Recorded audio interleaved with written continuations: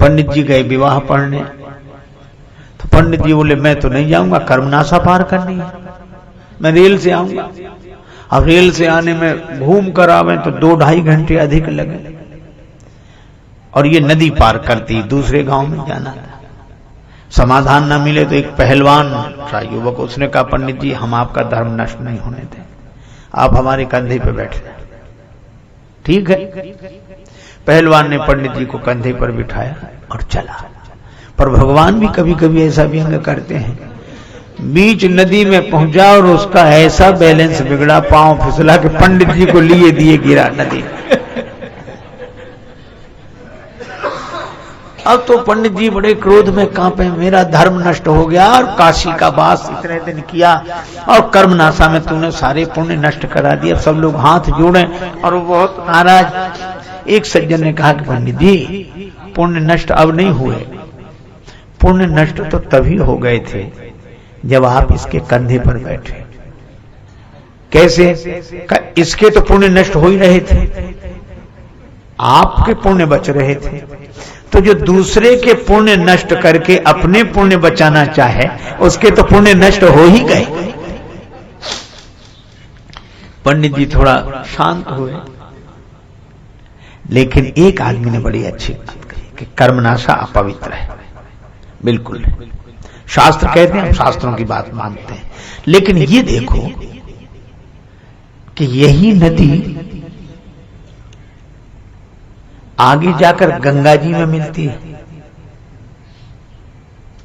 मैंने देखा कर्मनाशा गंगा जी में जाकर मिल जाती है, और कर्मनाशा में कोई पांव नहीं रखता धर्म की दृष्टि से, शास्त्र की दृष्टि से, लेकिन कर्मनाशा गंगा जी में मिल जाती है तो गंगा स्नान कौन बंद कर देगा?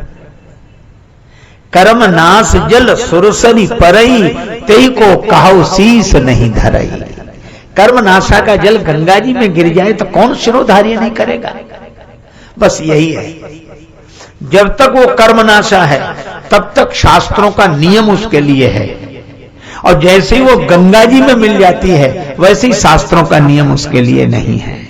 मैं भी आपसे यही कहता हूं, जब हम अपनी वर्ण जाति में रहकर अभिमान रखते हुए उसका पालन करते हैं तो शास्त्रों के नियम पूर्वक चलना चाहिए। लेकिन जिस दिन राम भक्ति जहां सुरसरी धारा, भगवान की भक्ति में हम अपने जीवन को मिला दें, उसी दिन शास्त्रों के नियम हमारे लिए दूसरे हो जाते हैं।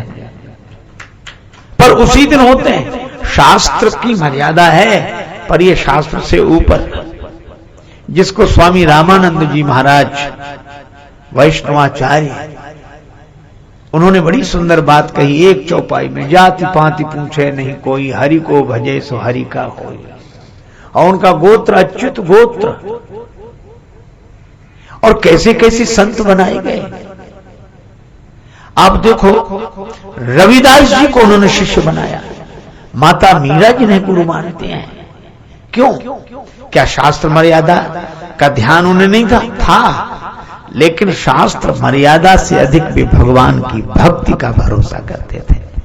पर आज तो विडंबना ये, मिलेंगे लोग पूछेंगे तेरा व्यवहार कितना है, मिलेंगे लोग पूछेंगे तेरा व्यवहार कितना है, मिलेंगे लोग पूछेंगे तेरा व्यापार कितना है, मगर ये कोई नहीं पूछता कि तेरा प्रभु से प्यार। जय श्री राम। तो मित्रों, धर्म कोई बोझ नहीं, एक अनुभव है, और भक्ति कोई जात पात, ऊंच नीच या परंपरा की दीवारों में कैद नहीं होती। कर्मनाशा की कथा हमें यही सिखाती है कि जब तक हम स्वयं को सीमाओं में बांधे रखते हैं तब तक हमारे लिए नियम कठोर होते हैं, लेकिन जैसे ही हम अपने हृदय को प्रभु भक्ति में डुबो देते हैं वैसे ही सारी सीमाएं विलीन हो जाती है। जैसे कर्मनाशा गंगा में मिलकर गंगा बन जाती है। भक्ति में कोई छोटा बड़ा नहीं होता। रविदास जैसे संतों ने जाति के बंधन तोड़कर प्रभु से प्रेम किया और वही प्रेम उन्हें महान बना गया।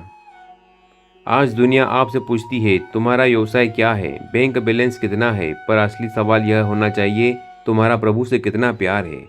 यही प्रेम, यही समर्पण जीवन का सच्चा मार्ग है। इसीलिए आइए शास्त्रों का सम्मान करते हुए उनके मर्म को समझें और दिल से जीना सीखें, क्योंकि धर्म का सार प्रेम है और प्रेम ही परम धर्म है।